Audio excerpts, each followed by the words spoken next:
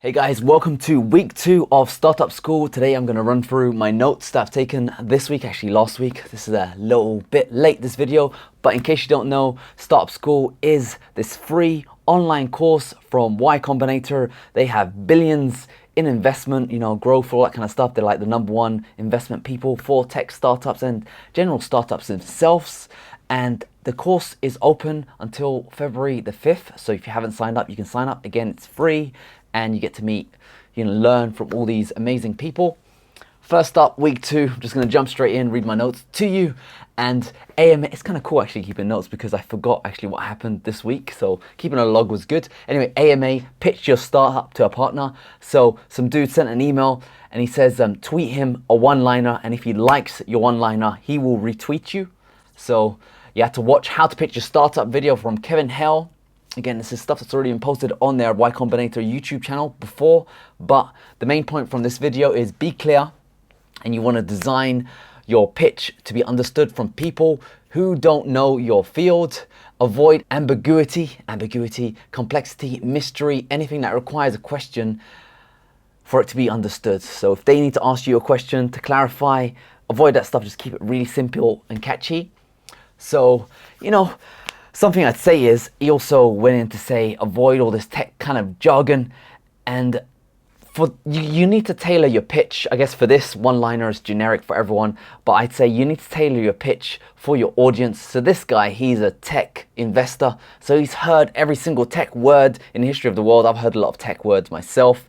So when I hear tech, it counts as fluff, and for him it sounds as fluff. But when you're talking to other sectors, for example, when you talk to the medical sector, when you use terms like artificial intelligence and what's the other machine learning, those kind of buzzwords, it actually works on those kind of people.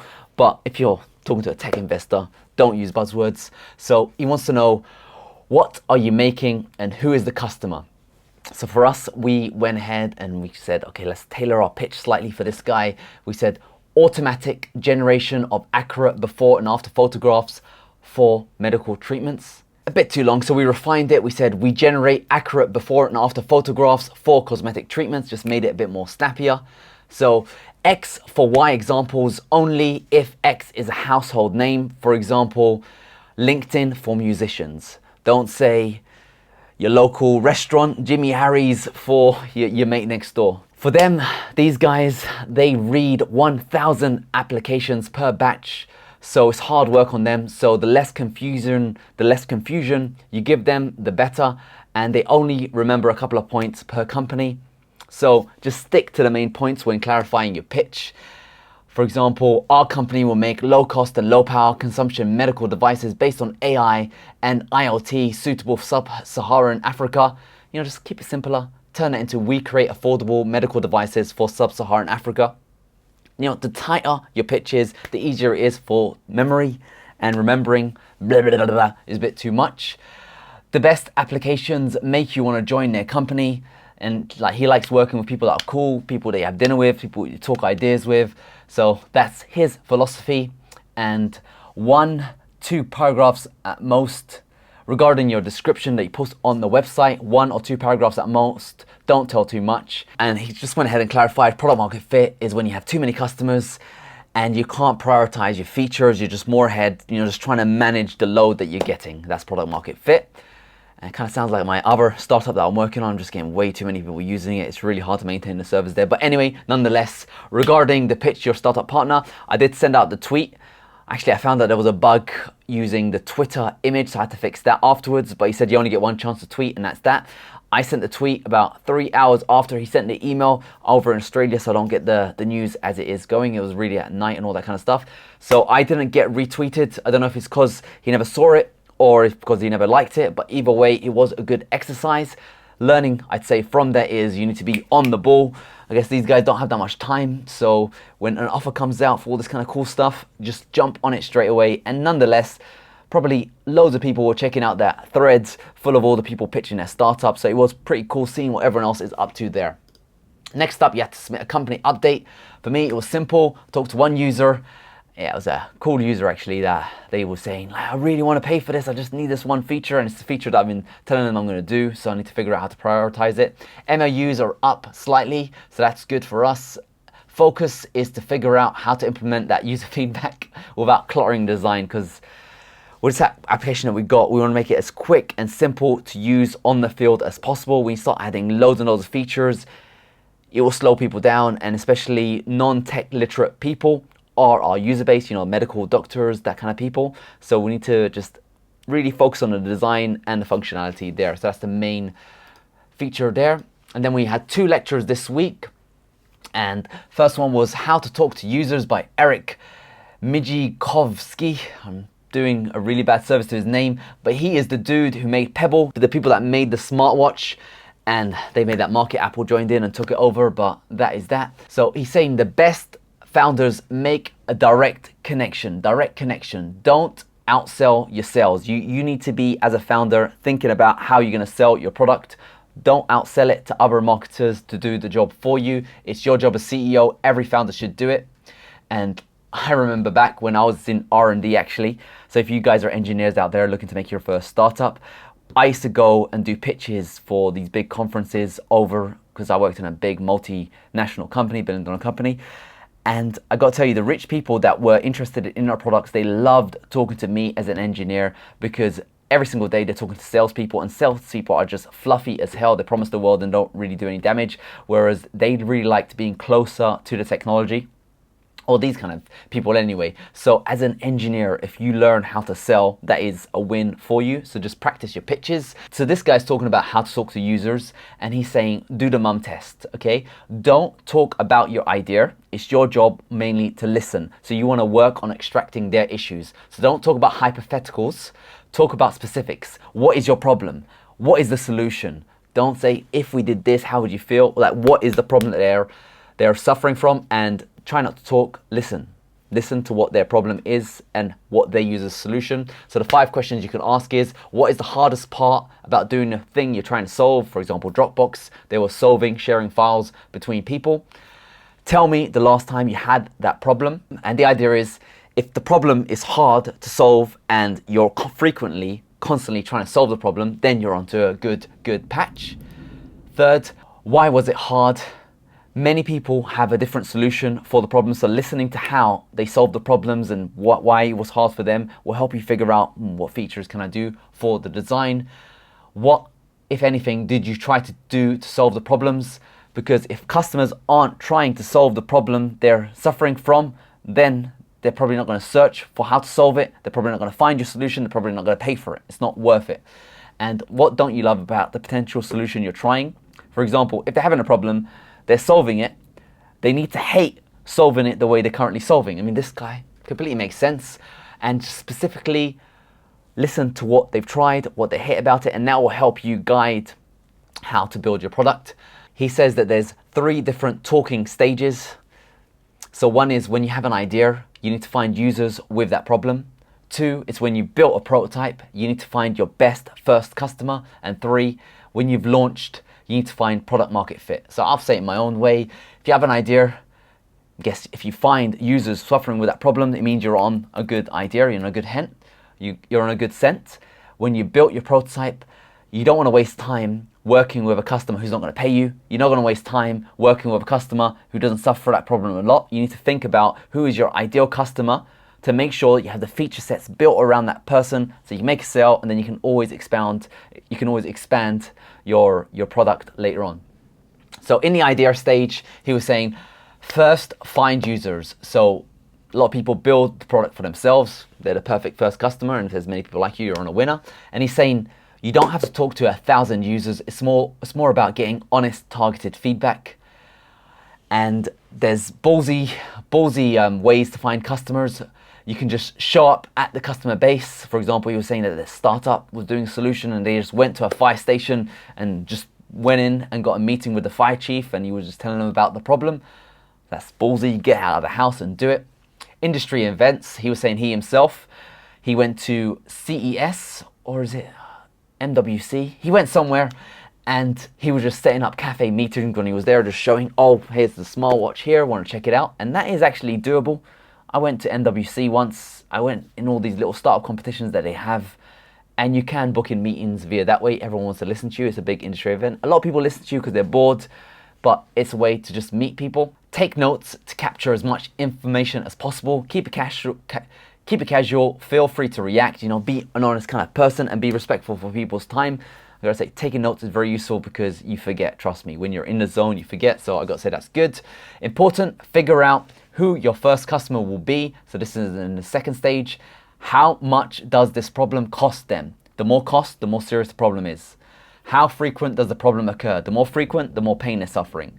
How large is their budget? If they don't have a budget, you're not talking to the right person. So you make sure you're talking to the right person with an authority to buy, because no point chatting to the server at Mackie D's if you need to be talking to the sales guy around the back, or in HQ. So make a spreadsheet, data, figure out who your potentials are. Say he was saying a case where, like, for example, McDonald's has more money than your local laundromat, so if you can get them as a customer, you're winning. He didn't talk about how to get access to McDonald's, so that'd be interesting. But I guess whoever you have access to, maybe he's just saying it as a case, just to help you understand who's large and who's short. And he had a test case called Superhuman. The founder, he would email 30 people asking them, this is actually interesting, how would they feel if they closed the service down? And you got to read this blog post. And 40% said that they'd be very, very disappointed. If you get around that, you're doing well. Me personally, I'm not sure I could use that tactic in this field. If I'm talking to medical centers and I'm talking to how would you feel if I close down? They'll say, this guy's unprofessional, I'm leaving this guy. So I'm not sure about that. Feel free to ask people for their phone numbers. That allows you to call them up when you need to ask a question, and discard bad data. Ignore stuff like, I love your new design. Oh, it's amazing. Steer away from fluff. You just want to hear about problems and solutions. Overall, ballsy sounding advice. Negotiating with McDonald's, not sure about that. Meeting with firefighters, that's pretty cool. I guess it's hyping you up, making you a bit more confident out in the world. I guess if someone has a solution for you, then you'd want to hear it. But me personally, I hear a lot of BS in this world, so I don't trust anyone that tells me they have a solution for my problems. That's just me, but I guess everyone is different. So get out of that mindset. Me personally, from this, I love the stuff about ignoring fluff and focusing on actual problems and solutions. So if you get that down, listen to their problems, how often do they have that problem, and what are their potential solutions, then I think you're onto something there. Next lecture, we had How to Launch Again and Again by Kat Manalak. I hope I said that right. And she's a YC director of outreach, ex-chief of staff at Reddit, managed brand and strategy for Wired magazine, and she's a time traveler according to her Twitter. Sounds pretty cool. So she's just saying over here, don't prepare 6 months for launching. Don't waste your time preparing for launching, because if you spend that long, you probably would have launched too late. And she's going through all the different launch types. Just watch the lecture basically. There's silent launch, friends and family, stranger launch, online community, request access launch, social media pre-order, new feature, product launch, and press. So continuous launch pros is you get to A/B test your short pitch, see how users respond, launch into different audiences, and check that you're talking to the right users. Me, myself, I hate A/B testing. It was great back about 10 years ago, but now it just feels so artificial and fake and lazy. I used to think it was good, but yeah, because of AI, it doesn't seem tweaked to me. But I guess I'm a bit too much in the zone, so I'm not the target audience for A/B testing. Yeah, because I remember one story is this cool startup, I forget their name, but they had they create automatic videos. They'd automatically create videos from Wikipedia articles, and I loved it because I get to listen to it at 2x speed and learn about the subject. And then a couple of months later, they completely changed their startup into something different, and I was like, whoa, where'd it go? So I don't recommend pivoting too much, but yeah, that's it. So silent launch is all you need is a domain name, company name, short description, and a contact call to action. That's it. Silent launch, put it up there, see what happens. Friends and families is just telling your friends and family about it. Reddit shared to their friends and family to start off with, and they watch them use it and ask for their feedback. But the note is the feedback might not be correctly targeted, because if I tell my brothers about it, they'll either give me, oh wow, that's amazing, or what is this crap? So they might not be the right targeted audience. Stranger launch, pitch to strangers who are experiencing the problem, so that's a bit more close to the source.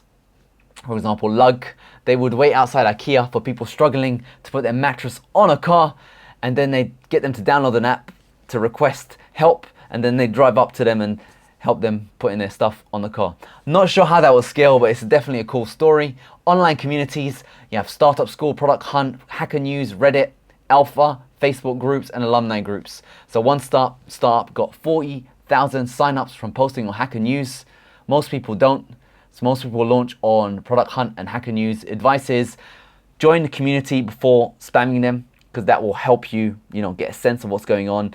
And they were saying, ask someone from the community themselves to post on your behalf. Everyone likes giving help if they can, makes them feel wanted. So rather than you trying to post, getting it wrong, getting, convicted for spamming them and booted out of the community, if you ask someone for help, you might be on a winner. I need to do that. That's very clever. Access launch, Superhuman, the guy who asked people how they feel if they close down, he used this method and it helps virality. I remember Gmail did that. So if you want access to the startup, maybe you have to recommend it to a few friends beforehand, that kind of stuff. So you need to ask for access. Social media launch. So what they do, one of the companies that was very successful, they Googled for 50 bloggers in the field. Only 4 of them responded. Don't pay for the bloggers, just get someone who's naturally passionate about users at this stage. So if you get 4 out of 50, that's good, and just reach out to all the bloggers in the field. Pre-order, this is kind of like the Kickstarter approach. So they had a pantyhose company, they launched on Hacker News and Product Hunt, and they were very successful. What I'd say is with pre-orders, it could be saturated at this phase because a lot of Kickstarter products went bad, but it's still there, it's up and running, it's live, and probably you need to fill a certain quota before you can sell, before you can do a production run. But just ideas for you. Feature launch, this is for Stripe. Every single feature they posted on all the above, the online communities, the newsletters, all that kind of stuff. I do that over here, every single product launch. I don't go out to online communities, I'm not there yet, but I do email my mailing list, and that seems to be like a nice flow. I get emails back and all that kind of stuff, so that I recommend. It's very useful, and it also gets your head in the game on what is important, because by describing what features you just made kind of solidifies the direction you're going. So I find that very useful. Number 1 is saying build your own community, ask people to share your content and they may help. I don't actually do that. I don't ask people to share the content. Maybe I need to figure that out. And mailing lists, like I said, they work well for me and I get feedback and engagement. Q&A, she had some questions and answers bonus. She doesn't recommend launch parties, they're a waste of money. If you have 2 ideas to solve a problem, ask the customers first to get better insight. Top companies that launch on Hacker News aren't just dev tool companies. And for Reddit, make sure you go to the right subreddit, not just generic. And keep the description short. People's attention spans are short. Not like this video's already too long. I don't know what I'm doing.